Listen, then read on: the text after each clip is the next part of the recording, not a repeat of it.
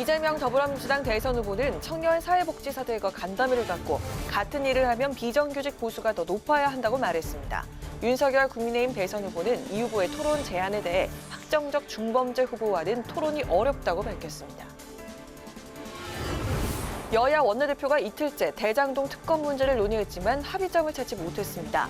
민주당은 중립적인 상설특검 도입에 즉각 동의하라고 요구했고, 국민의힘은 여당이 주장하는 상설특검은 가짜특검이라고 맞섰습니다. 뉴스앤 파워 인터뷰. 오늘은 국민의힘 이재명 비리 국민검증특위 총괄 간사를 맡고 있는 박수영 의원과 함께 총공세에 나서고 있는 대장동 개발 특혜 의혹 관련 입장과 당선대의 내용에 대한 해법을 들어봅니다.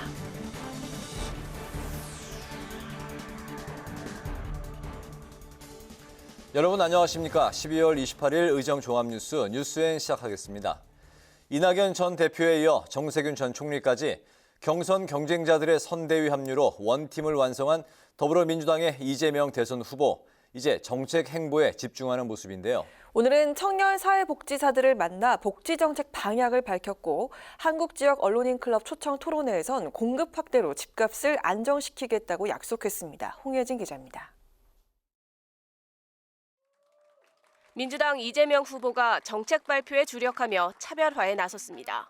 이낙연 전 대표에 이어 정세균 전 총리가 후원회장을 맡아 선대위에 참여하면서 원팀을 완성했다고 판단한 이 후보가 정책 행보에 집중하는 겁니다. 이 후보는 청년 사회복지사들을 만난 자리에선 비정규직 보수 개선을 약속했습니다. 동일한 일을 하면 동일한 대가를 지급하되 불안정에 대한 보수를 추가 지급하고 더 어려운 일을 하면 더 많은 보수를 지급한다. 라는 원칙이 정해져야 된다고 생각해요. 이 후보는 한국지역언론인클럽 초청 토론회에선 규제 완화, 신규 택지 개발 등을 통한 공급 물량 확대로 부동산 가격을 안정화시키겠다고 공약했고, 시장이 만족할 수준의 공급이 부족해서 집값이 오르는 일은 없도록 만들 생각입니다. 이명박 전 대통령 사면에 대한 기자들의 질문엔 국민 통합에 도움이 되는 범위 내에서 이루어져야 한다며 부정적인 입장을 나타냈습니다. 이 후보는 또 소확행 공약으로 취업 후 상환 학자금 이용 대상을 확대하는 등 학자금 대출제도 개선 공약도 발표했습니다. 이 후보 공약에 대한 민주당의 지원 사격도 이어지고 있습니다. 민주당은 이 후보가 제안한 일시적 다주택자 종부세 완화에 대해 정부의 반대가 있긴 하지만 당정이 현재 논의 중이라고 밝혔습니다. 한편 이 후보는 가족을 둘러싼 여러 의혹 제기에 대해선 낮은 자세를 취하면서도 반박할 부분은 적극 해명했습니다. 국민의힘이 제기한 아들의 부정 입학 의혹에 대해선 전교 수석을 거의 놓치지 않았다며 터무니없는 네거티브가 많다고 비판했고, 배우자의 5급 수행비서 채용 의혹에 대해선 사실이 아니라고 반박했습니다. 국회방송 홍혜진입니다. 윤석열 국민의힘 대선 후보는 오늘 방송기자클럽 토론회에 참석해 이재명 후보의 물타기 정치 공세적 토론 제안에 응할 수 없다고 밝혔습니다. 또 부인 김건희 씨의 대국민 사과에 대해선 충분하진 않지만 진정한 마음에서 한 것이라고 말했습니다. 보도에 박지영 기자입니다. 윤석열 국민의힘 대선 후보는 이재명 민주당 대선 후보의 토론 제안을 받아들이기 어렵다고 밝혔습니다. 이재명 후보가 대장동 개발 의혹 등 자신의 비리를 물타기하려는 정치 공세적인 토론이라는 겁니다. 자신의 그 비리와 이런 것을 감추기 매일매일 그것도 바뀌는 정책으로 물타기하기 위한 그런 식의 그 태도에는 그건 받아들이기 어렵고요. 과거 전례에 따라서 합당한 정도 수준의 토론은 그건 뭐 당연히 해야 안 되겠습니까? 윤 후보는 부인 김건희 씨의 대국민 사과에 대해선 충분했다고 말하긴 어렵지만 진정한 마음에서 한 것이라고 말했습니다. 또 김 씨가 향후 선거 유세에 참여할지 묻는 질문엔 강요할 생각은 없고 김 씨가 직접 판단할 문제라고 밝혔습니다. 사면된 박근혜 전 대통령에 대해선 정서적으로 대단히 미안한 마음을 갖고 있다며 조속한 건강 회복이 우선이라는 입장을 전했습니다. 이명박 전 대통령의 사면 문제는 전직 대통령이 장기간 수감되는 모습이 국민의 미래를 위해 바람직하지 않다면서 국민 통합 차원에서 생각해야 한다고 말했습니다. 선대위에서 모든 직책을 내려놓은 이준석 대표와의 갈등과 관련해선 당 대표로서의 책임과 역할을 잘 알고 잘 할 것으로 믿는다고 했고, 갈등의 원인으로 꼽힌 이른바 윤핵관 문제에 대해선 윤핵관은 없다고 강조했습니다. 본인의 책임, 당대표로서의 역할 이런 것에 대해 잘 아실 것이라고 생각을 하고요. 우리가 선거를 이기기 위해서 우리 선대위의 모든 사람들이 이 핵관이 돼야 되지 않겠나. 심상정 정의당 대선 후보는 전북을 찾아 지역의 수건 사업인 새만금을 대한민국 그린 뉴딜과 해양 생태관광 중심지로 만들겠다고 약속했고, 안철수 국민의당 대선 후보는 영업시간 제한 해제 등 정부의 코로나19 방역 조치 수정을 요구하는 한편 서울의 한 IT 스타트업 회사에서 1일 인턴 직원으로 근무 체험을 했습니다. 국회 방송 박지영입니다. 오늘 여야 원내대표가 회동을 갖고 대장동 특검 협상을 벌였지만 입장 차이만 재확인했습니다. 특검 방식을 두고 민주당과 국민의힘이 평행선을 달리고 있는 건데 날선 신경전도 이어졌습니다. 태윤영 기자가 전합니다. 연이틀 여야 원내대표가 회동을 갖고 대장동 특검 협상에 나섰지만 결국 뜻을 모으지 못했습니다. 민주당은 상설특검 도입을, 국민의힘은 별도의 대장동 특검법 도입을 요구하면서 좀처럼 입장 차이를 줄이지 못하고 있는 겁니다. 그러니까 여야 간에 입장 변화가 있냐 없다 끝 정도만 얘기가 됐습니다. 여러 가지 사안들 같이 논의하고 있기 때문에 한꺼번에 처리해야 될 그런 상황이라고 판단됩니다. 원내대표 회동에 앞서 특검 도입을 두고 날선 공방도 이어졌습니다. 민주당은 특검을 조건으로 대선 토론회에 응하겠다던 윤석열 국민의힘 대선 후보를 정조준했습니다. 윤호중 민주당 원내대표는 황당무계한 발상이라며 초등학교에서도 토론을 통해 반장을 뽑는다고 꼬집었습니다. 이 토론의 조건을 붙이는 것, 이거야말로 스스로가 가짜 민주주의자다라고 하는 것을 고백하는 것과 다름이 없습니다. 국민의힘은 민주당이 주장하는 상설특검을 가짜특검이라고 규정하며 압박 수위를 높였습니다. 그러면서 부산저축은행 부실 수사도 특검 대상에 포함시킨 만큼 시간 끌 필요 없다며 특검법 도입 강행 의지를 밝혔습니다.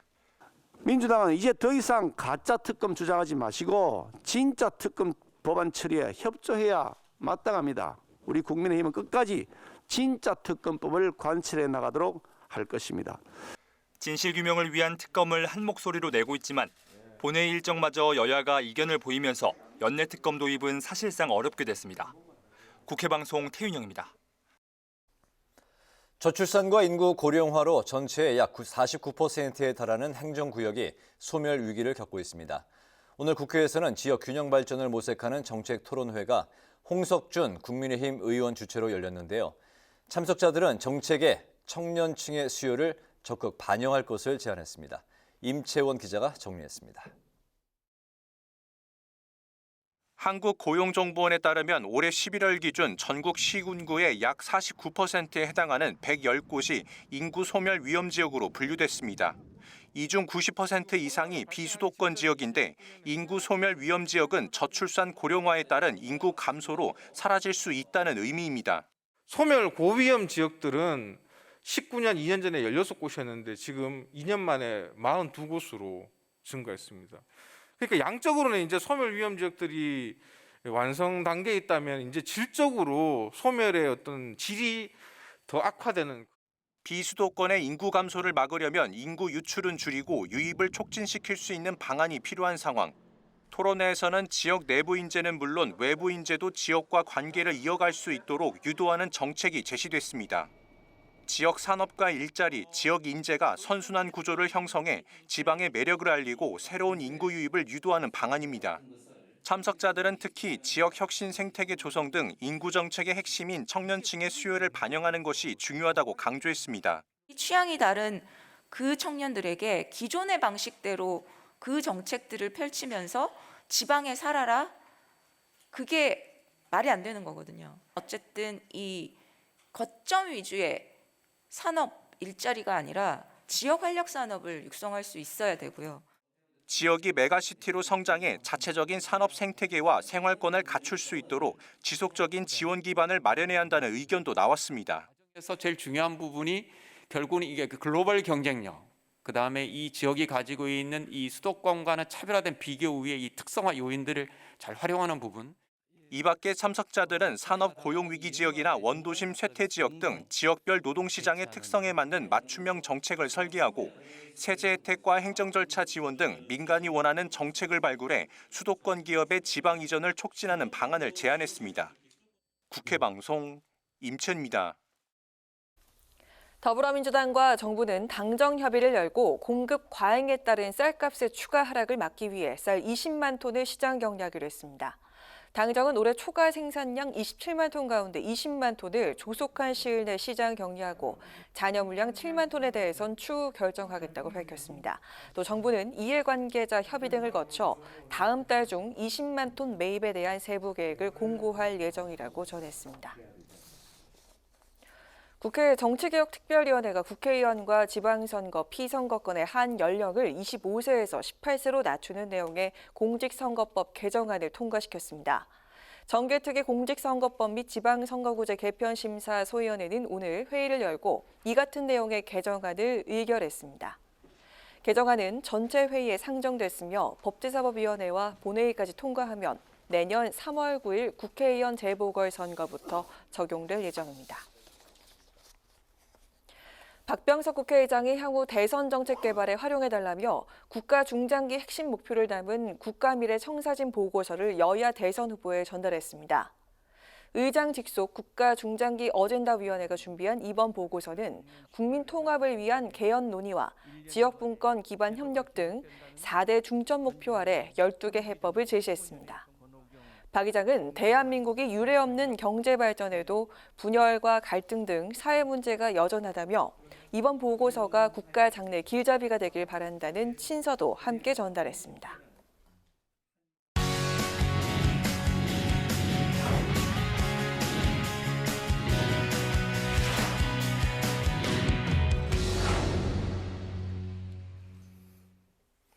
네, 오늘 이슈 분석 장정현 기자와 함께합니다. 장 기자 어서 오세요. 안녕하세요. 네. 대선이 이제 71일 앞으로 이제 다가왔지만 아직까지 여야 그 어느 쪽도 확실한 우위에 있다고 이제 말하기가 힘든 상황이 전개되고 있는데 오늘은 여야 선대위 상황을 한번 살펴보겠습니다. 먼저 그 민주당 선대위 출범이 이제 50여일 만에 이제서야 이제 본격적으로 원팀 행보를 시작한 그 모양이네요. 네, 이낙연 전 민주당 대표가 어제 선대위 전면에 나서서 이재명 후보와 손을 맞잡았습니다. 네. 국가비전, 국민통합위가 출범하면서 이 이재명 후보와 함께 공동위원장을 맡은 건데요. 경선 과정에서 워낙 두 사람의 이 네거티브전이 심했고 이낙연 전 대표가 이 선대위 상임 고문을 맡긴 했지만 그동안 잠행을 이어오면서 이 공식적인 활동을 해오지 않았기 때문에 네. 과연 민주당 선대위가 원팀이 가능할까 이런 시선은 계속해서 있었습니다.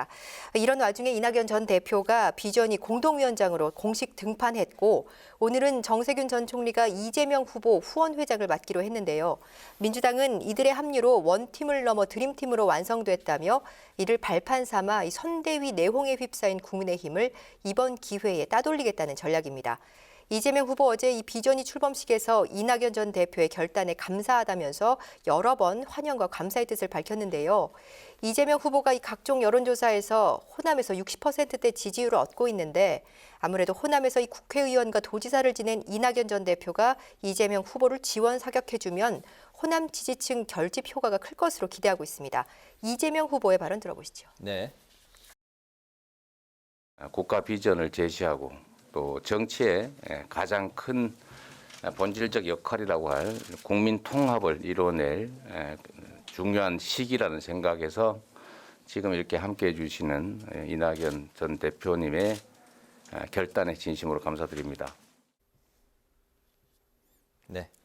이 그 민주당 측에서는 이재명 후보와 이제 이낙연 전 대표가 이제 손을 이제 잡았는데 그 이낙연 전 대표에게 이제 바라는 점은 뭐 기자가 지금 방금 말씀하신 대로 호남 지지층 그리고 이제 친문 세력에 미치는 긍정적인 영향이겠죠? 네, 이 비전위가 발표한 첫 공식 일정을 보면 그 뜻이 더욱 분명해 보이는데요. 다음 주부터 시작하는 비전 투어, 이 비전위가 전국을 순회하는 일정인데 네. 이 호남 출신의 이낙연 전 대표가 첫 방문지로 광주를 찾습니다. 이 호남 일정에는 이재명 후보도 동행하는 방안이 검토되고 있는 것으로 알려졌습니다. 이재명, 이낙연 두 인사가 함께 손을 맞잡고 이 민주당 텃밭인 호남을 누빈다면 뜨뜻미지근했던 이 호남에서의 지지율이 상승할 것으로 민주당은 기대하고 있습니다. 그러나 이낙연 전 대표 어제 의미심장한 발언을 출범식에서 했는데요. 민주당의 정신과 가치를 살리는 쇄신을 강조하면서 민주당다움을 훼손해선 안 된다고 말했는데 이 발언을 놓고 정치권 안팎에서는 이재명 후보의 이 현 정부와의 차별화 전략을 의식한 발언이다. 이낙연 전 대표가 앞으로 쓴소리 역할을 마다하지 않을 것을 예고한 발언이다. 이런 해석들로 이어지고 있습니다. 이낙연 전 대표의 발언도 들어보시겠습니다. 네. 저는 우리 위원회가 민주당다움을 살리고 키우도록 돕는 일에도 힘쓰기를 바랍니다. 민주당은 쇄신해야 합니다. 그러나 민주당다움을 훼손해서는 안 됩니다. 네. 다음은 이제 국민의힘 선대위 상황도 한번 살펴보죠. 윤핵관 논란으로 촉발된 당내 갈등이 쉽게 가라앉지 않고 있네요. 네, 그렇습니다. 이 선대위 내홍이라는 위기를 맡은 국민의힘, 이 윤석열 후보와 선대위 직책을 모두 내려놓은 이준석 대표 간 갈등은 계속되고 있는 모습입니다. 윤 후보 오늘 이 방송 기자 초청 토론회에서 갈등의 시발점이었던 윤핵관은 존재하지 않는다. 이 대표를 향해서는 본인의 역할을 잘 판단할 것이라고 말하면서 이 갈등 봉합에 나섰는데요. 이 대표는 윤 후보 측에서 요청이 있으면 당연히 선대위 복귀를 생각할 것이라면서도 아직 자신이 복귀를 고려할 만큼 선대위 쇄신이 이뤄지지 않았다는 언론 인터뷰를 해서 이 갈등 표출이 여전히 계속되는 모습을 보였습니다. 오늘 윤석열 후보와 이준석 대표의 발언도 들어보시겠습니다. 저는 본인의 책임, 당대표로서의 역할 이런 것에 대해 잘 아실 것이라고 생각을 하고요. 그리고 또 이것이 향후에 또 본인의 정치적 입지 내지는 성취와도 직결되는 문제이기 때문에 지금은 밖에서 그런 식으로 본다 하더라도 이준석 대표가 자기가 해야 될 일에 대해서는 정확하게 판단해서 잘 하실 것으로 저는 믿습니다. 제가 선대위를 개편해야 된다 이런 이야기 한 것이 선거 이기고자 하는 얘기지 선거 지고자 하는 이야기겠습니까? 저는 다만 이제 제가 선대위에 참여하느냐는 약간 소위 말하는 어느 정도의 한계 지점을 넘어야 되는 것인데 네. 거기까지는 거리가 좀 있는 것 같습니다. 아직까지. 대선이 이제 2달 좀 넘게 남았는데 71일 정도 남았나요? 국민의힘 입장에서는 빨리 이제 갈등을 봉합하고 선대위를 추슬러야 되겠죠? 네, 그렇습니다. 이 당대표와 대선 후보를 둘러싼 이 갈등, 내홍, 국민들에게는 이 선대위 내부 잡음 또 권력 투쟁으로 비춰질 수 있는 민감한 부분이기 때문에 네. 이번 대선에 이 초접전 양강 구도에서 국민의힘에 좋지 않은 영향을 줄 수 있다 이런 우려는 큽니다. 네. 어제 국민의힘 초선 의원들이 긴급 개최한 의총에서도 이 대표 사퇴론까지 언급됐다고 하는데요. 이렇게 당이 자중 질환에 빠진 상황에서 민주당은 원팀으로 박차를 가하면서 윤석열 후보는 현 상황을 비상으로 인식하고 있습니다. 따라서 국민의힘은 선대위를 전시체제로 전환해 승부수를 띄울 계획인데요. 본부장단 회의를 1시간 이상 앞당겨 매일 아침 7시 윤석열 후보가 직접 주재하기로 했는데 여기서 윤 후보가 직접 선거 전략과 상황을 점검하고 정책도 챙길 것으로 보입니다. 네. 양당의 선대위 상황이 아직까지 이제 극명하게 좀 대비되고 있는 그런 이제 상황인데 이재명, 윤석열 이제 양당 후보 박빙의 경쟁 속에서 이 구도 속에서 안철수 국민의당 대선 후보 지지율이 조금씩 상승세를 타고 있네요. 네, 그렇습니다. 이 최근 한 여론조사 결과 안철수 후보의 지지율이 7%를 넘었습니다. 이재명, 윤석열 후보에 비해 안 후보의 상승세가 두드러진 모습인데요. 덩달아 안 후보의 영입 몸값도 높아지고 있습니다. 지난 주말에는 이 민주당 송영길 대표가 안철수 후보와의 결합을 언급하면서 손을 내밀었고요. 이에 맞선 국민의힘은 안 후보의 멘토로 알려진 김민전 경희대 교수를 공동 선대위원장으로 영입했습니다. 지금은 수면 아래로 가라앉아 있지만 국민의힘 내부에서는 정권 교체를 위해서는 야권 단일화가 필요하다는 주장이 지속적으로 제기돼 왔고 민주당 측에서도 이 열린 민주당과의 합당 등 이 범여권 대통합에 적극 임하고 있기 때문에 결국 안철수 후보가 대선을 완주할 것인지 아니면 후보들 간 이 단일화를 둘러싼 합종 연횡이 발생할지 이번 대선 가도의 이 관전 포인트로 꼽히고 있습니다. 네, 그렇군요. 잘 들었습니다. 오늘 이슈 분석에서는 여야 선대위 상황 그리고 안철수 국민의당 대선 후보 지지율 상승세를 살펴봤습니다. 장정현 기자 수고했습니다.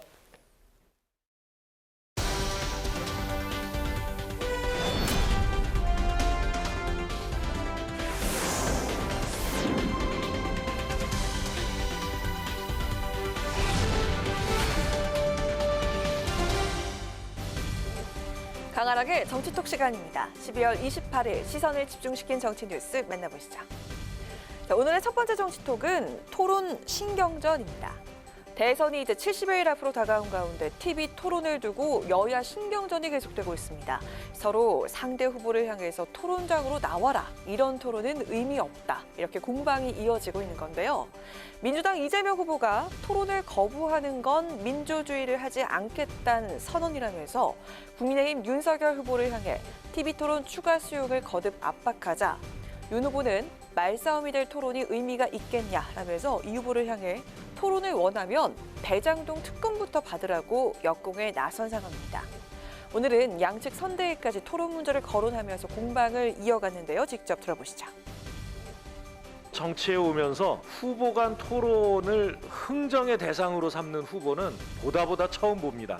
초등학교 반장 선거도 토론 없이 하는 선거가 요즘은 없습니다. 토론을 내팽개치고 대권만 잡고 보자는 발상, 이런 발상이야말로 독재를 낳는 씨앗이다. 해야 할 의무를 다하시기 바랍니다.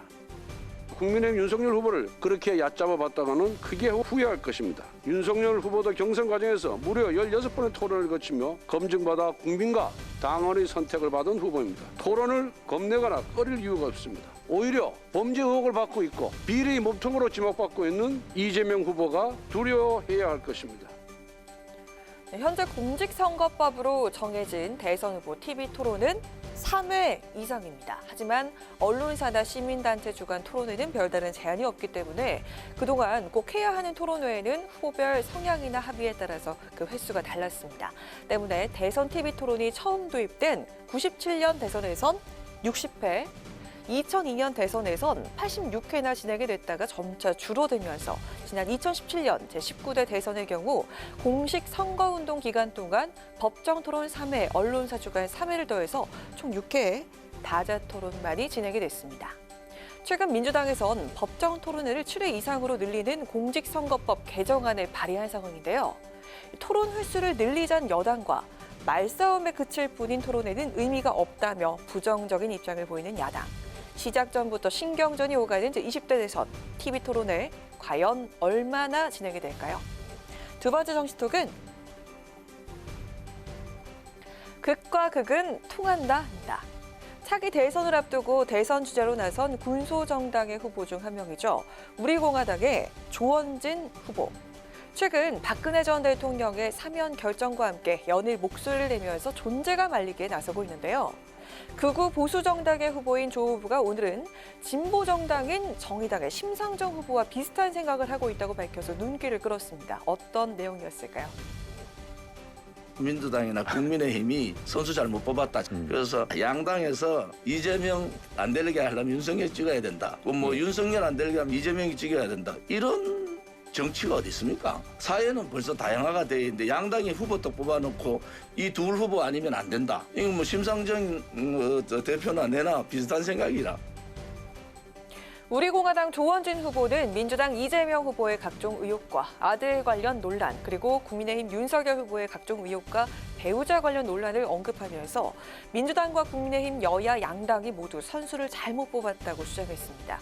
속된 말로 여야 양강 후보 모두 까기에 나선 건데요. 조 후보가 언급한 것처럼 바로 이 부분은 정의당 심상정 후보와 일맥상통하는 내용이기도 합니다. 심 후보 관련 발언도 들어보시죠. 외국 같았으면, 미국이나 선진국 같았으면 이 정도의 도덕적 결함과 또 사법적인 문제 의혹만 가지고도 사실 다 후보 사퇴해야 될 분들이에요. 네. 그럼에도 불구하고 지금 이제 양당 체제가 계속 지속되다 보니까 내가 당신보다 더 낫다. 이거 가지고 지금 차악의 선택을 국민들에게 강요하고 네. 있는데 우리 국민들이 이번 대선만큼은 그렇게 호락호락하지 않으실 거다. 네. 네, 어떻습니까? 여야 양강 후보에 대한 심 후보 비판, 앞서 들으셨던 조원진 후보 주장과 비슷한 내용이죠. 두 사람의 생각이 비슷한 건 하나 더 있습니다. 바로 특검 관련 내용인데요. 심 후보와 조 후보 모두 이재명 후보의 대장동 의혹과 윤 후보의 고발사주 의혹까지 쌍특검을 하자는 주장을 내놓고 있습니다. 하지만 박근혜 전 대통령 사면에 대한 입장을 비롯해서 다른 이슈와 정책들에 대해선 정반대 입장을 보이고 있죠. 좌우 양 진영에서 양강 후보 견제와 공격에 나선 군소정당 후보들. 과연 대선 끝까지 같은 목소리를 이어갈지 지켜봐야겠습니다. 지금까지 강아랑의 정치톡이었습니다.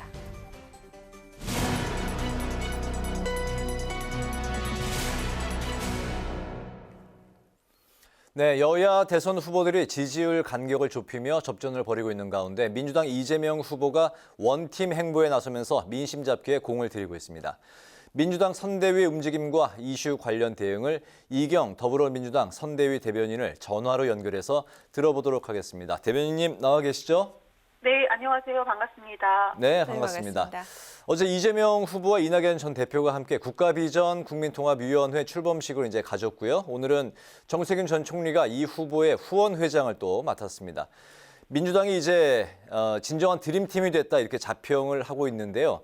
앞으로 선거운동 과정에서 두 사람의 역할 분담 어떻게 이루어질 예정이고 또 어떤 효과를 기대하고 있는지요?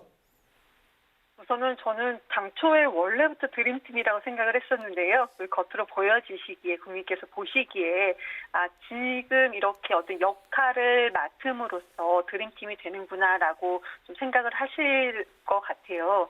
그래서 우선은 국민 통합을 민주당에서 좀 보여드린 거라고 생각을 하는데요.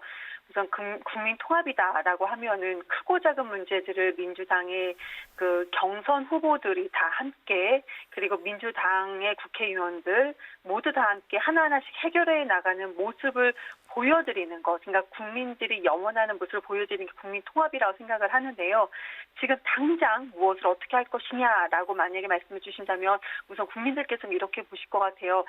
민주당이 정말 잘하려고 노력하고 있구나 이렇게는 생각하실 것 같습니다. 그래서 그런 모습들 정말 잘하려는 문제 해결은 무엇을 하는지를 하나하나 보여드리면 된다고 생각을 하고요. 반면에 지금 국민의힘 쪽에서는 말은 국민 통합이라는 얘기를 하고 있는데 지금 경선 후보 2위, 3위가 한 명도 보이지 않고 있잖아요. 그렇기 때문에 국민의힘을 바라보는 어떤 시각과 민주당을 바라보는 시각의 차이는 충분히 크게 있을 거라고 생각을 합니다. 그럼에도 민주당이 더욱더 지금 국민들의 바램을 잊지 않고 한 발 한 발씩 다가가야 된다고 생각을 합니다. 네, 이런 가운데 국민의힘과 윤석열 후보는 연일 대장동 특검을 촉구하고 있습니다. 어제 윤 후보가 특검을 받으면 토론에 응하겠다 이렇게 이야기를 하기도 했는데요. 이에 대한 민주당 선대위 입장과 대응 계획 들어보겠습니다. 너무 좀 이상한 게요. 생각을 해보시면은 대선 후보 토론입니다. 이것은 미래 비전을 제시하는 토론인데 특검을 조건으로 흥정하는 그 모습이 이거 명분이 좀 안 맞아요. 인간관계도 안 맞고 명분도 좀 이상하죠. 그러니까 결론은 토론이 자신 없으니까 최소한 2월 15일 날부터는 법정 토론 3회를 무조건 해야 되잖아요. 설마 그때까지 이렇게 시간을 확보하려는 것은 아닌가라는 생각이 드는 것이고요. 왜 그러냐면 최근에 주식 유튜브를 이재명 후보와 윤석열 후보가 나갔었는데 같은 거의 비슷한 주제였습니다. 일례로 공매도를 놓고 서로 간에 똑같은 질문을 받았을 때 이재명 후보의 시간이 훨씬 더 짧았는데도 개념은 이미 이해한 단계에서 현실 적용을 설명한 반면에 윤석열 후보 같은 경우는 시간이 한 4-5배 훨씬 길었는데요. 개념 설명에 그쳤거든요. 이런 식으로 좀 토론에 대해서는 자신 없는 것은 아닌가. 그리고 그 특검법은 이재명 특검법이라고 해서 특정된 법을 국민의힘이 지금 발의를 한 상태입니다. 그런데요, 거기에는 부산저축은행 시드머니 무혐의로 끝냈던 것을 윤석열 후보가 무혐의로 그 당시에 끝냈죠. 1,150억 원. 이 부분에 대해서 정말 수사 받겠다라고 말은 하고 있는데 이 부분이 아예 빠졌다라는 점을 꼭 말씀을 드려야 될 것 같고요. 상설특허법이 있습니다. 그런데 국민의힘 쪽에서는 또 얘기하는 것이 추천위가 민주당의 4고 국민의힘이 3이다. 4대 3이니까 안 된다. 이렇게 말도 안 되는 주장을 하고 있거든요. 1대 6도 아니고 온전히 7명을 다 민주당이 하는 것도 아닌데 단지 4대 3이기 때문에 안 된다. 그리고 부산저축은행에 말로는 한다면서 이 부분이 빠졌다. 이 부분이 좀 조율이 안 되고 있는 것 같습니다. 그렇지만 어떻게든 조율을 해서 민주당 쪽에서는 특검을 좀 해야 된다. 물론 여기에는 부산저축은행을 포함한 특검까지도 꼭 해야 된다고 생각을 합니다. 네, 잘 알겠습니다. 국민의힘에선 이재명 후보의 아들과 관련한 또 다른 의혹도 이제 제기했는데요. 고려대 특혜 입학 의혹을 이제 제기하면서 검증을 요구하고 있습니다.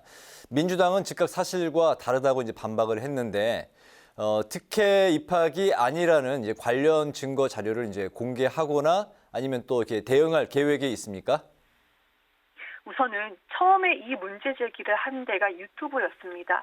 오늘 아침에 국민의힘 대변인과 제가 토론을 했는데 국민의힘 쪽 청년 대변인들 하는 소리가 아니 이거를 검증도 하지 않고 최소한 학교에 문의만 한다면은 이것이 특별 전형인지 일반 전형인지는 그 정도는 확인할 수 있지 않았겠는가라는 것이 국민의힘 내부 목소리입니다. 그래서 66명 국회의원들이 확인도 않고 검증도 하지 않고 소통관에서 성명을 발표했기 때문에 이 부분에 대해서는 민주당 쪽에서 지금 고발 조치 예정입니다. 근데 고발 조치를 한다는 것은 우선 팩트는 참수가 아닌 재수였고 수시는 맞으나 특별 전형이 아닌 일반 전형이다. 이건 아주 단순한 어떤 팩트거든요. 이런 것이 우리는 명백하게 확보되어 있기 때문에 저희가 고발 조치하는 것이고요. 고발 조치한 상황에서 저희가 이런 자료가 당연히 있는 것이기 때문에 이것을 입증하기는 어렵지 않다라고 생각을 합니다. 다만 좀 아쉬운 것이 올 한 해를 보내고 새해를 맞이하면서 그런 기간이고요. 그리고 지금 대선을 준비하고 있고 국민들은 상당히 어려운 가운데 국민의힘 쪽에서는 네거티브 선거를 계속 하려고 하는 것 같습니다. 지난 21일 날이었죠. 근데 20일 날 전에 윤석열 후보가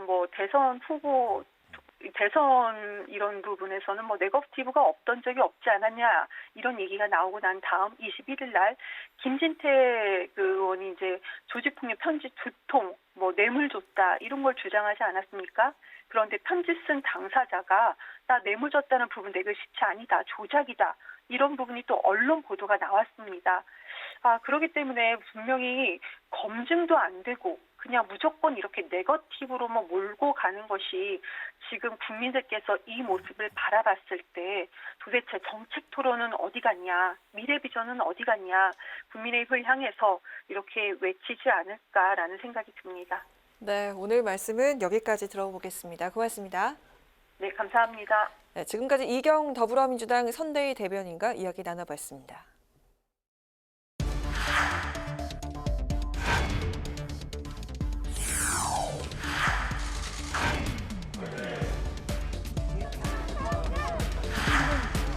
대장동 현장에서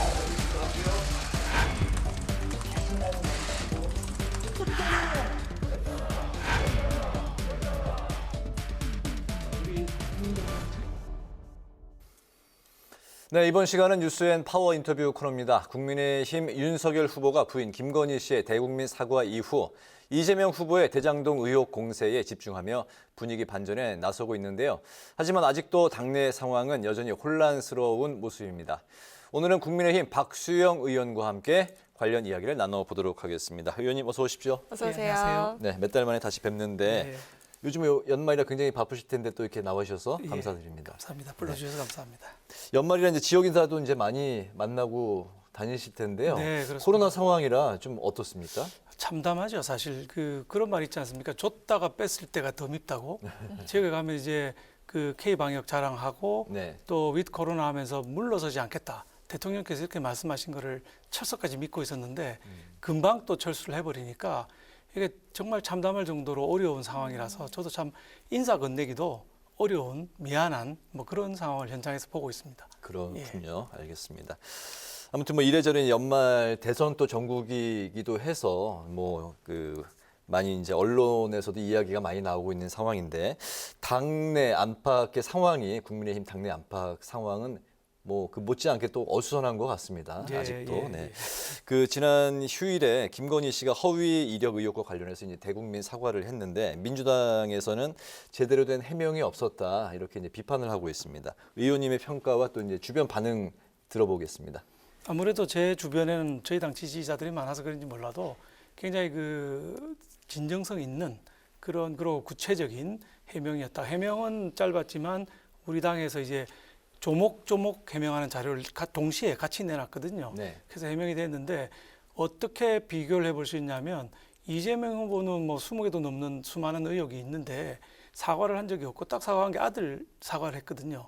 그 아들의 도박 의혹에 대해서는 미안하다고 사과를 하면서 교육을 잘 시키겠다 그랬고 네. 성매매 의혹에 대해서는 자식이 아니라고 하는데 어떡하겠냐.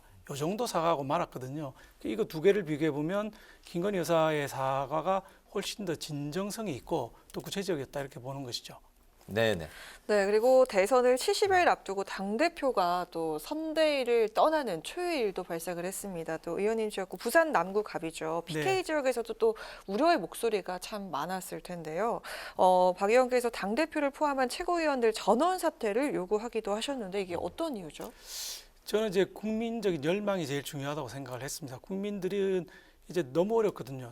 경제적으로 어렵고 국가 안보도 어렵고 뭐 백신 문제도 어렵고 또 여러 가지 어려우니까 제발 좀 희망을 얘기해 줬으면 좋겠다 이러고 있는데 그런 국민적 열망에 찬물을 끼얹는 게 내부 분열이거든요. 네. 내부 분열되니까 국민들 전부 화가 날 수밖에 없는 거죠. 집안 싸움이 선거 망치는 제일 주범인데 선대위가 있는데 최고위원회에서 이준석 대표와 조수진 최고가 싸우는 이런 모양이 나왔거든요. 네. 제가 즉각 성명을 내고 다 그만둬라. 방해하려면 국민적 열망이라는 정권 교체 이거를 방해하는 세력은 무조건 다 떠나라. 이렇게 성명을 낸 것이죠. 잘 아시지 않습니까? 2016년 총선 이때도 우리 뭐 180석 얻는다 이랬다가 그 이한구 그 위원장하고 유승민 전 의원하고 공천 문제로 오래 끌다가 우리가 폭삭 망한 적이 있었거든요. 180석이 아니라 120석으로 끝난 일이 있었습니다. 우리 국민들은 조금 잘못하는 건 괜찮은데 이렇게 안에서 싸우고 집안 분란 일으키고 이런 거에 대해서는 상당히 엄격한 기준을 갖고 계시는구나 하는 걸 우리 정치인들이 잊지 말아야 될 것 같습니다. 알겠습니다. 뭐 비슷한 질문이 또 될 것 같기도 한데요. 그 이준석 대표 행보와 이제 그 발언 때문에 내부에서 이제 특히 이제 초선 의원들이 우려 목소리를 내고 또 사퇴까지도 뭐 요구한 걸로 전해지고 있습니다. 이른바 그 윤핵관 논란과 또 선대위 그 내부 분위기에 대해서 또 의원님과 또 초선 의원들의 입장을 들어보겠습니다. 예, 초선 의원들이 이제 그 이준석 대표를 찾아가서 초선 의원들 우려에 대해서 어제 얘기를 했고요. 네. 그다음에 내일 뭐 토론하기로 했다고 말씀하시는데 그건 안 하기로 초선들이 다시 의논을 했습니다. 네. 하지 않고 이준석 대표의 태도 변화를 지켜보겠다. 이 정도 선에서 정리가 됐고 선대위 분위기는 전반적으로 봐서는 이제 그 김건희 여사의 사과 이후로 공약도 계속 내놓고 있습니다. 네. 부동산 공약 내놨고 경제정책 공약을 내놨고 어제 또 대장동 현장에 가서 윤석열 후보가 직접 목소리를 통해서 특검의 필요성을 강조를 하고 그렇게 전반적으로 이제는 좀 정상적인 궤도로 돌아가고 있다. 다만 하나의 문제가 아까 말씀드린 집안 내부 싸움.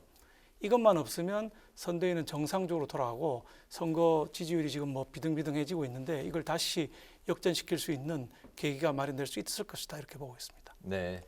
네, 또 이런 가운데 지난 24일에 박근혜 전 대통령이 특별 사면이 됐는데요. 일각의 이야기입니다. 박 전 대통령을 수한 윤석열 대선 후보 책임론이 불거지면 보수 표심에 부정적인 영향을 미칠 수 있겠다. 뭐 이런 야권 분열 가능성이 제기가 됐는데 가능성이 있는 이야기라고 보십니까? 글쎄요, 저는 박근혜 대통령님 우선 건강이 제일 걱정이고요. 많이 생각보다 언론에 나온 것보다는 많이 안 좋으시다고 하니까 그게 제일 걱정이고 그분이 항상 대의를 강조하시던 분이거든요.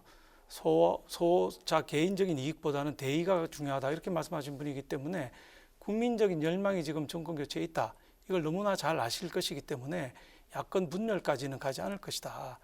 그래야 또 당연하고 다만 오히려 더 염려되는 것은 여권 분열이 아니냐. 지금 그 촛불 세력이라고 하는 분들이 그들의 사이트에서 굉장히 많은 그 비판적인 글을 내고 있습니다. 어떻게 저 사면할 수 있느냐. 뭐 이렇게 분열이 일어나고 있기 때문에 야권 분열이 아니라 여권 분열이 오히려 더 염려되는 상황이다. 이런 말씀드리겠습니다. 알겠습니다. 이제 의원님께서는 현재 국민의힘 이재명 비리의 국민검증특위 총괄 간사를 맡고 계신데 예전에 또 이제 경기도 정무부지사까지 지내셨기 때문에 아마 이 지역에 또 다른 의원보다도 더 관심이 많으실 걸로 생각이 듭니다.